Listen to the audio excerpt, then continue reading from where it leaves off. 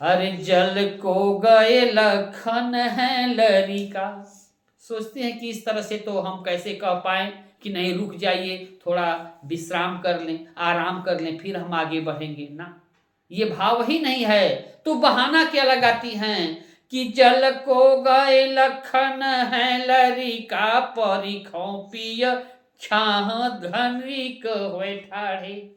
हे प्रभु, हे स्वामी, लखन अभी लड़का है, अभी वो बालक है और जल लाने के लिए गया है। कहीं हम लोग मार्ग में आगे निकल जाएंगे तो वह पीछे रह जाएगा, भूल जाएगा।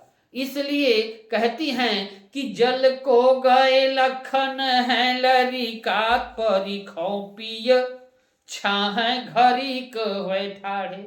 परिखों माने प्रतीक्षा कर ले, कुछ समय हम उनका इंतजार कर ले, प्रतीक्षा कर लें। कहाँ? छाह घड़ी हुए ठाढ़े, किसी वृक्ष की छाया में कुछ पल ठहर करके और लक्ष्मण के आने तक की प्रतीक्षा कर लेते हैं। जब वो आ जाएंगे तो पुनः हम लोग आगे के लिए प्रस्थान करेंगी। यह बात जानकी जी प्रभु से कहती हैं और उसके बाद पोछी पसीऊ बयारी करे। यह बात कहते ही प्रभु श्री राम भी कुछ क्षण के लिए वहां रुक जाते हैं और जैसे ही रुकते हैं वैसे ही माँ जानकी जो है उनके माथे से पसीना पोंछने लगती हैं। अब पोछी पसेऊ बयारी करे, पंखा झलने लगती हैं। पंखा कहाँ रहता है, उस जंगल में पंखा कहाँ मिले उस समय। वह अपने आंचल से ही प्रभु के मुखमंडल के स्वेद को दूर करने की चेष्टा करती हैं। कहते हैं तुलसीदास कि पोछी पसेऊ बयारी करो, और पाय पखारी हो भू भूरी ढारे। हे प्रभु, कुछ क्षण के लिए यहाँ हम लोग विश्राम कर लेते हैं, तब तक हम लोगों का पसीना जो है जो निकल रहा है ये भी थोड़ा शांत हो जाएगा।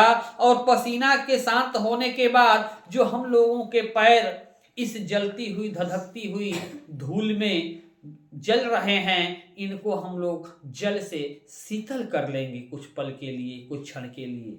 और पोछी पसेऊ बयारी करो, पोछी पसेऊ बयारी करो, और पाय पखारी हो भू भूरी ढारे। जो हम लोगों का पैर भून रहा है, जल रहा है, इसको भी थोड़ा शीतलता प्राप्त हो जाएगी, ये भी थोड़ा शीतल हो जाएगा। और यह बात कह करके जब ये बात तुलसीदास जी अपने पंक्ति में कहते हैं कि तुलसी रघुबीर प्रियाश्रम जाने के। तुलसीदास जी कहते हैं कि प्रभु श्री राम को भी अपनी प्राण प्रिया का श्रम समझ में आ गया, समझ गए कि इसका परिश्रम जो है बहुत हो चुका है। और इसलिए प्रभु भी उनके परिश्रम को देख करके, उनकी थकान को देख करके, महसूस करके वो भी क्या बहाना बनाते हैं कि तुलसी रघुबीर प्रियाश्रम जानी के, अब बैठी बिलम्बुलो कंटक काढ़े। प्रभु श्री राम अपने पैरों से कांटे निकालने लगते हैं। जो थोड़ा बहुत कांटा चुभा था, बहुत विलंब तक, काफी समय तक वह कंटक को निकालने का अभिनय करते हैं, ताकि इसी बहाने मेरी प्राण प्रिया जानकी जो है कुछ विश्राम कर ले, कुछ आराम कर ले। तुलसी रघुबीर प्रियाश्रम जानी के, बैठी बिलम्बुलो कंटक काढ़े, आ जानकी नाह को नेह लख्यो। वारे माँ, क्या बात है। माता भी अपने प्रभु, मेरे प्रभु श्री राम के हृदय की भावनाओं को समझ जाती हैं कि प्रभु श्री राम तो कंटक निकालने का केवल अभिनय कर रहे हैं, बहाना कर रहे हैं। कांटे तो चुभे नहीं हैं, हल्का फुल्का कांटा लगा होगा कहीं, लेकिन उन कांटों को निकालने का अभिनय प्रभु ने ऐसा किया कि उस अभिनय को जानकी जी समझ जाती हैं। जानकी नाह को नेह लख्यो, पुल को तनु बारी बिलोचन बाढ़े। और जब उनके इस रूप को देखती हैं, इस कृत्य को देखती हैं, तो उनके नेह, नाह के प्रति जो नेह है, यह नाह शब्द जो है प्रियतम के लिए, स्वामी के लिए, प्रभु श्री राम के लिए प्रयोग किए हैं तुलसीदास जी।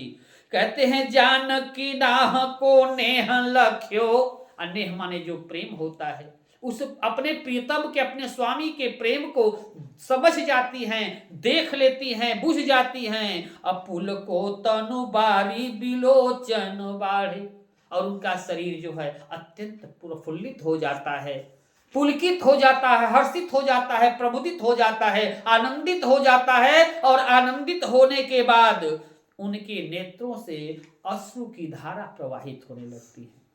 जानकी नाह को नेह लख्यो पुल को तनु बारी बिलोचन बाढ़ी, और उनके बड़ी बड़ी आंखों से अश्रु की धारा प्रवाहित होने लगती है। ऐसा जहां न पहुंचे रवि वहां पहुंचे कवि।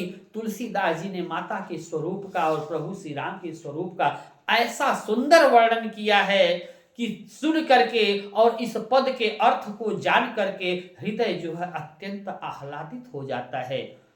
इस सवैये में श्रृंगार रस है, छंद इसका सवैया है, शब्द शक्ति अभिधा और लक्षणा है, और अलंकारों की तो कहिए मत। अलंकार तो अनुपम है, उसमें जो है अनुप्रास की छटा बिखेर दिया है तुलसीदास जी ने, और उसके साथ साथ श्रृंगार रस है, शब्द शक्ति अभिधा लक्षणा है, छंद सवैया है, और मानवीकरण का सुंदर स्वरूप जो है दर्शाया है।